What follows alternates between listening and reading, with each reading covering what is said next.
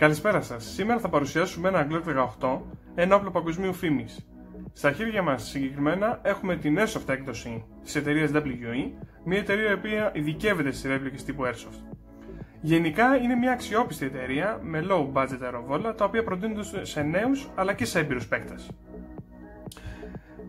Θα ξεκινήσω μιλώντας για τα κατασκευαστικά υλικά. Έχουμε ένα κλίστρο, το οποίο αποτελείται από μεταλλικό υλικό ολόκληρο, μια στιβαρή κατασκευή. Το σώμα του είναι από πολυμερές πλαστικό και η γεμιστήρα, όπως βλέπετε, είναι μεταλλική και προφανώς υπάρχουν οι πλαστικές τσιμούχες, όπως και άλλα ανοξίδωτα σημεία, τα οποία βγαίνει ο αέρας και μπαίνει.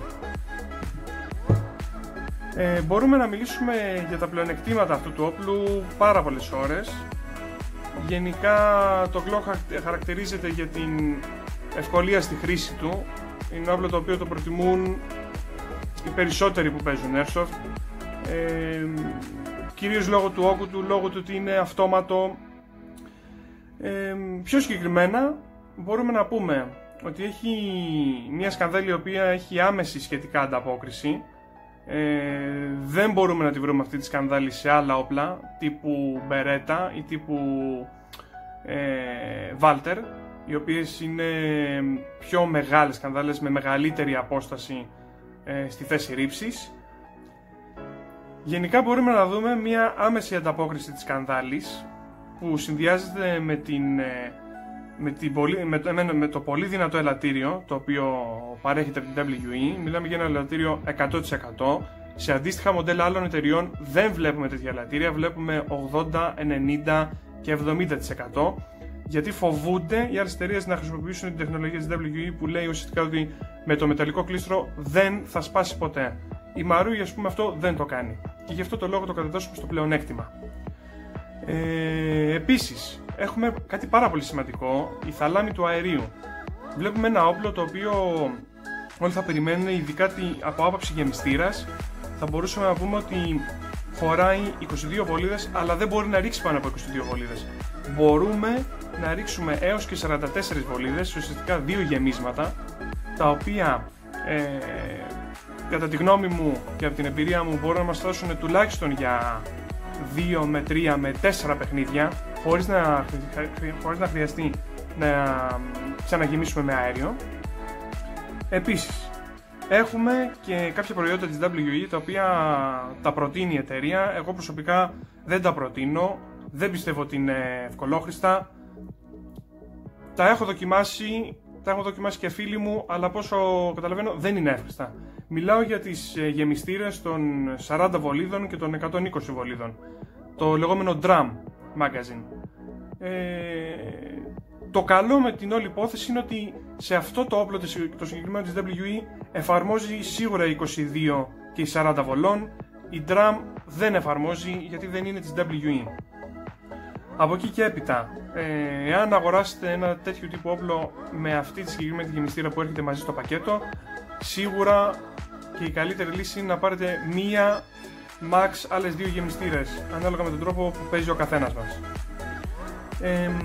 Αυτό το όλο κόνσεπτ της γεμιστήρας, του μεταλλικού κλίστρου, το πολυμερές πλαστικό, συνδυάζεται και με την τιμή. Είναι λογικό να έχουμε μια τέτοια τιμή σε ένα τέτοιο όπλο, το οποίο ναι μεν έχει μεταλλικά κομμάτια, έχει πλαστικά, πολυμερή, αντέχει, δεν σπάει, αλλά δεν είναι η ποιότητα που μιλάμε της Marui. Δεν είναι η ποιότητα της G&G σε κάποια όπλα τα οποία πρωτοεμφανίστηκαν στην αγορά πριν 4 με 5 χρόνια μπιστόλια, δεν υπήρχαν πιο πριν. Αλλά σε σχέση ποιότητας και λόγω της μάρκας είναι πολύ καλό και φτηνό προϊόν, ειδικά για να ξεκινήσει κάποιος, ή ένας ο οποίος το θέλει για δεύτερο και τρίτο στη συλλογή του, ή ένας ο οποίος το θέλει για backup πάνω του. Θα προχωρήσω με τα μειονεκτήματα. Τα μειονεκτήματα του συγκεκριμένου όπλου και γενικά, θα ξεκινήσουμε γενικά με τον Glock, είναι ότι δεν έχουν ασφάλεια. Το πρώτο πράγμα που κοιτάζουμε, όπως ξέρουμε όλοι, είναι να είμαστε ασφαλείς, εμείς, γύρω μας, αυτοί που παίζουμε, και ακόμα και όταν είναι αποθηκευμένο το όπλο να είναι ασφαλής. Όπως βλέπουμε, στο συγκεκριμένο υπάρχει μία τύπου ασφάλεια μεταλλική. Στο πραγματικό το όπλο δεν υπάρχει αυτό. Είναι προσθήκη της εταιρείας, της εκάστοτε εταιρείας. Σε κάθε όπλο είναι διαφορετική. Δεν είναι λειτουργική απόλυτα. Συνήθως ξεκουμπώνει μόνη της. Δεν είναι εμπιστεύσιμη ούτε για να έχουμε τη σκανδάλη μέσα, την γεμιστήρα μέσα στο όπλο, να το έχουμε οπλισμένο ή να είναι σε οποιαδήποτε μορφή με μπιλάκι ή αέριο μέσα. Είναι προτιμότερο να κάνουμε τον οπτικό μας έλεγχο στη θαλάμη μας, στη γεμιστήρα μας, ή να ρίξουμε μια βολή με αέριο σκέτη και να καταλάβουμε αν είναι safe να αποθηκεύσουμε το όπλο. Γενικά υπάρχει πρόβλημα με την ταχύτητα της σκανδάλης. Βλέπουμε μια σκανδάλη η οποία έχει αρκετή απόσταση, έχει μια σκάλα αρκετά μεγάλη. Βλέπουμε μια σκάλα η οποία δεν χρησιμεύει σε σχέση με άλλες αγωνιστικές σκανδάλες τύπου στα όπλα στα high kappa ή τύπου σε κάποια 19-11, τα οποία είναι πάρα πολύ γρήγορες, έχουν πολύ μεγάλη ανταπόκριση, αμεσότητα στη βολή και γρήγορη επαναφορά. Αυτό που κοιτάμε εμείς είναι κυρίως η επαναφορά. Το πόσο δηλαδή γρήγορα θα επαναφερθεί η σκανδάλη μετά από μια βολή. Αυτό μας ενδιαφέρει, για να μην υπάρχουν και εμπλοκές. Λοιπόν, εγώ αυτό το όπλο το πήρα για το backup. Ήθελα να εμπλουτίσω γενικά τη συλλογή μου με τα πιστόλια. Είναι ένα όπλο το οποίο γενικά δεν με ενδιαφέρει αν θα πέσει κάτω λόγω του χαμηλού κόστους. Δεν με ενδιαφέρει αν θα γδαρθούν τα μεταλλικά του ή τα πλαστικά του στοιχεία εδώ πέρα.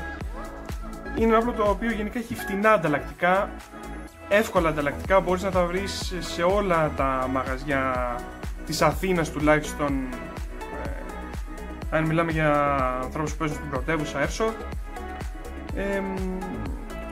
Θα μπορούσα να το προτείνω σε ανθρώπους οι οποίοι ξεκινάνε τώρα το Airsoft αλλά έχουν μια γενικότερη εμπειρία με τα όπλα, έχουν μια γενικότερη εμπειρία με τα αεροβόλα.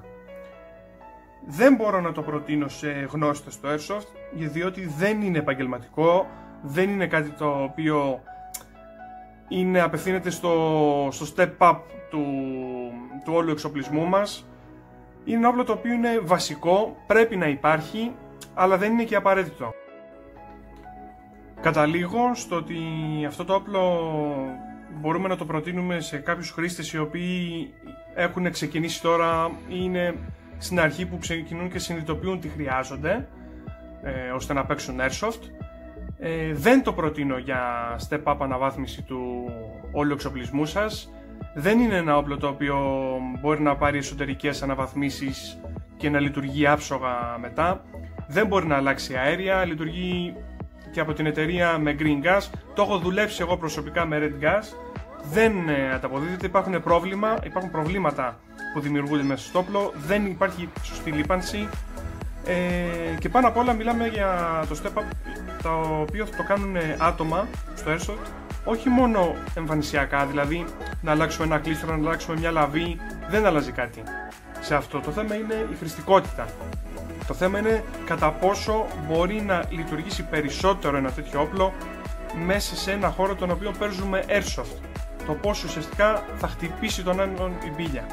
Τέλος, ευχαριστώ που παρακολουθήσατε το βίντεο, αφήστε ένα like και ένα σχόλιο με τη γνώμη σας και ό,τι άλλες ερωτήσεις έχετε και μην ξεχάσετε να κάνετε subscribe και να πατήσετε το καμπανάκι.